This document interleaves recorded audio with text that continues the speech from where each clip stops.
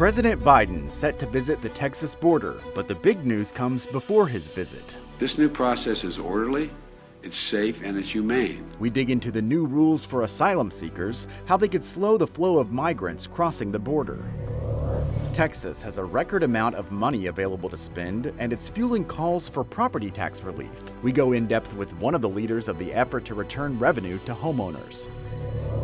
High-profile murder cases where the accused killers are parolees who cut off their ankle monitors. It has the governor calling on lawmakers to take action. I want to make sure that those reforms actually address the real problems of ankle monitors. The concern from victims and advocates amid the push for tougher punishment.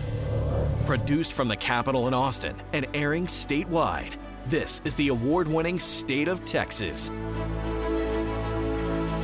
Hello, and thank you for joining us. I'm Josh Hinkle. President Joe Biden announced plans to visit the border for the first time since he's been in office.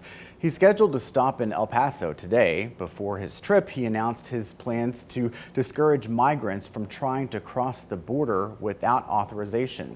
He's telling them to apply for asylum in their home countries instead.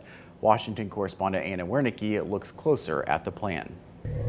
The Biden administration is launching new rules to promote legal migration and punish anyone who tries to cross the border illegally. We can't stop people from making the journey, but we can require them to come here, that they come here in an orderly way under U.S. law. Thursday, President Biden said he's expanding a parole program to accept up to 30,000 migrants per month from Cuba, Haiti, Nicaragua, and Venezuela. This new process is orderly, it's safe, and it's humane. The announcement comes after weeks of Republicans pressuring the president to act. The Biden policies have made the Border Patrol the welcoming committee now. Republicans say border agents are on the verge of losing control of the border. To make sure that doesn't happen, once Title 42 ends, the administration will return to enforcing Title 8, which expels migrants without a legal basis to remain in the country and bans them from seeking re-entry for 5 years. Let me be clear.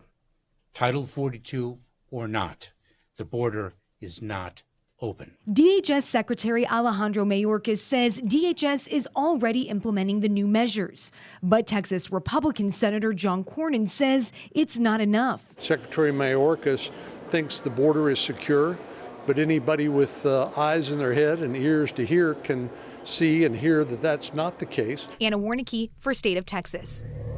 You heard Senator Cornyn criticize Homeland Security Secretary Mayorkas, but other Republicans are taking their criticism to another level. That includes Texas Congressman Pat Fallon. He's among a group of Republicans vowing to impeach Secretary Mayorkas. Fallon says securing the border means putting someone else in charge at DHS. The president planned a Sunday morning visit to El Paso, and that city is still under a state of emergency after the number of migrant crossings spiked in mid-December, but the numbers have dropped significantly in the past few weeks. In the week of December 11th, Border Patrol agents apprehended an average of more than 2,200 migrants each day. At the end of that week, the mayor declared a state of emergency. The next week saw National Guard troops close off a popular illegal crossing. The number of apprehensions dropped to around 1,500 per day. The week after Christmas saw another decline, with just over 1,100 migrants apprehended each day. Also, the Supreme Court issued a ruling keeping Title 42 restrictions in place at the border. The average dropped even more after the new year to around 850 per day through the first 5 days of this week. Jobs, education, healthcare. Big issues facing Texas loom ahead of the legislative session.